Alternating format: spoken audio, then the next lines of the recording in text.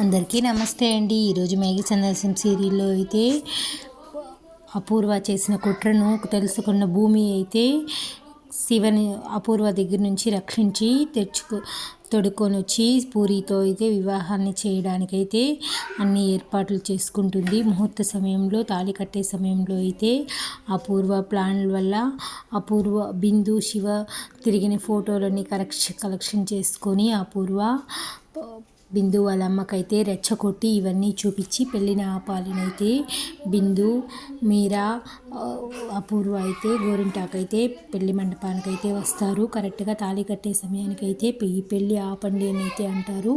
అంతకుముందే కృష్ణప్రసాద్ కూడా కన్యాదానానికి చేయడానికైతే కూర్చొని ఉంటాడు. శారదత్ కూడా చాలా హ్యాపీగా ఫ్యామిలీ అయితే ఉన్నప్పుడు వచ్చి అపూర్వ ఆపండి, ఈ పెళ్ళి జరగడానికి వీల్లేదు అతనైతే చెప్తారు. ఎందుకు ఏమి అని అడిగితే ప్రేమించింది శివ తాళి కట్టాల్సింది నా కూతురు మెడలో అటనైతే చెప్తుంది మీరా. ఎందుకంటే వాళ్ళిద్దరూ కలిసి తిరిగిన ఫోటోలన్నీ అయితే చూపిస్తుంది. దీంతో ఒక్కసారిగా అయితే ఈ గగన్ కుటుంబం షాక్లోకి అయితే వెళ్ళిపోతుంది. గగన్ అప్పుడు కూడా భయపడకుండా చెక్కు చెదరకుండా మనిషి కష్టాల్లో కూడా నిలబడుకోవాలనే ధైర్యంతో దీంట్లో మనం తెలుసుకోవాల్సింది ఏమంటే మనకు కష్టం వచ్చినప్పుడు మనం ధైర్యంగా నిలబడి ఫేస్ చేయాలి అనేది. అప్పుడు కృష్ణప్రసాద్ అయితే నిలబెడతాడు.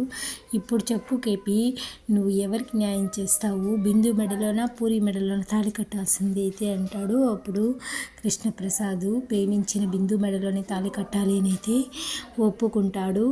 ఇప్పుడైతే శారద అయితే ఏం చేస్తారో గగన్ భూమిని ఎలా నిలదీస్తాడో, భూమిని ఏం చేస్తాడో అనేది నెక్స్ట్ వీడియోలో అయితే తెలుసుకుంటాము. మరి శివబిందులకు పెళ్ళి జరుగుతుందా, శివపూరీలకు పెళ్ళి జరుగుతుందా అనేది నెక్స్ట్ వీడియోలో అయితే తెలుసుకుంటాము.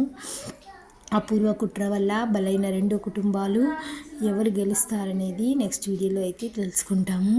ఈ వీడియో నచ్చితే లైక్ చేయండి, సబ్స్క్రైబ్ చేసుకోండి. Thank you for watching. మరో మంచి వీడియోతో కలుస్తామండి. Thank you for watching.